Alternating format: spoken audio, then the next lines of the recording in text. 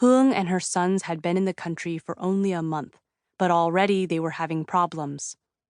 Their sponsor, a white Catholic priest, paired them with the Mins. "Both 32, he said while driving. "You will like them." The priest, she never remembered his name, was old and serious and restrained.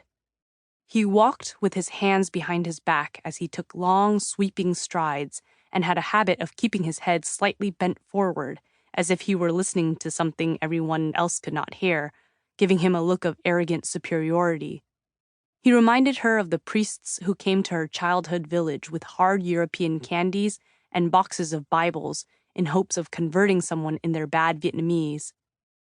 She remembered one priest who couldn't pronounce bang and instead said bang, and they made fun of him behind his back, calling him Father Table. Still, Huong did not like this New Orleans priest. She was lucky, she told herself. She was alive. She made it to America. The priest took an exit onto another highway. He didn't use his blinker. They had been on and off highways all morning, dropping off other refugees. The word still felt strange in her mouth, in her mind, at temporary homes. Earlier that morning, the priest dropped off a couple from Vũng Tàu at a tall building. Then a single Saigonese girl at a short house painted pink. Another family of 3 was given to an American fisherman and his wife, and they greeted each other with hugs as if they had known each other all their lives. The wife gave their son a pink stuffed elephant. Huong and her boys were the last to be dropped off. Binh slept in an infant seat as Tuan kneeled by the window and watched as the world slipped by, pointing and calling out the names of everything he saw. Xe hơi, xe đạp, cây, nhà. What Huong noticed the most was the concrete.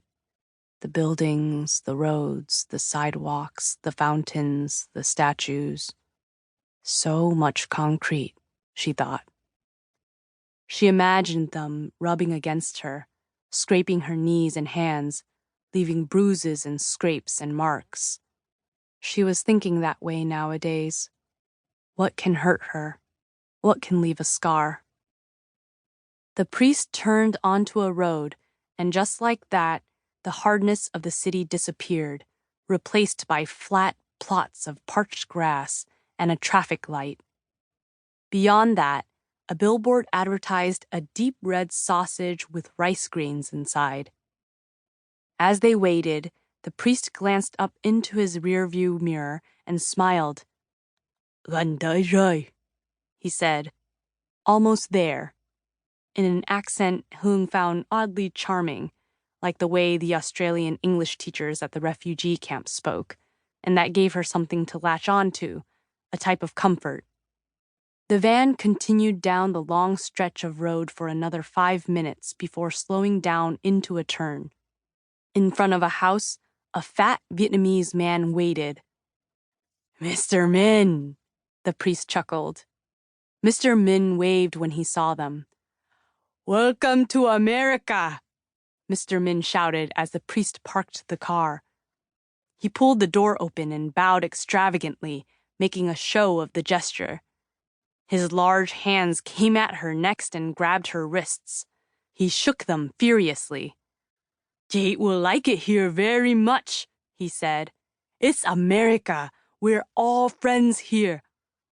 His face glowed red.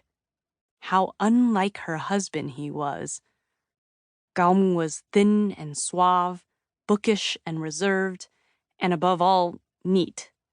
This man was chubby and rude, drunk and loud. Above all, loud. She could have pictured Mr. Minh spending his time at bars and his poor wife coming to get him at 3 a.m. She thought, not without bitterness, that they never would have been friends in Vietnam. They were 2 different types of people. A friendship had little chance.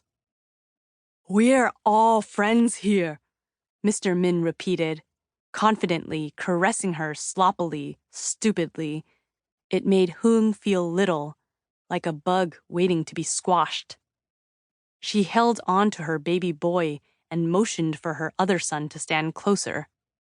The wife, Huong noticed her now, stood aside as if this were the regular order of things.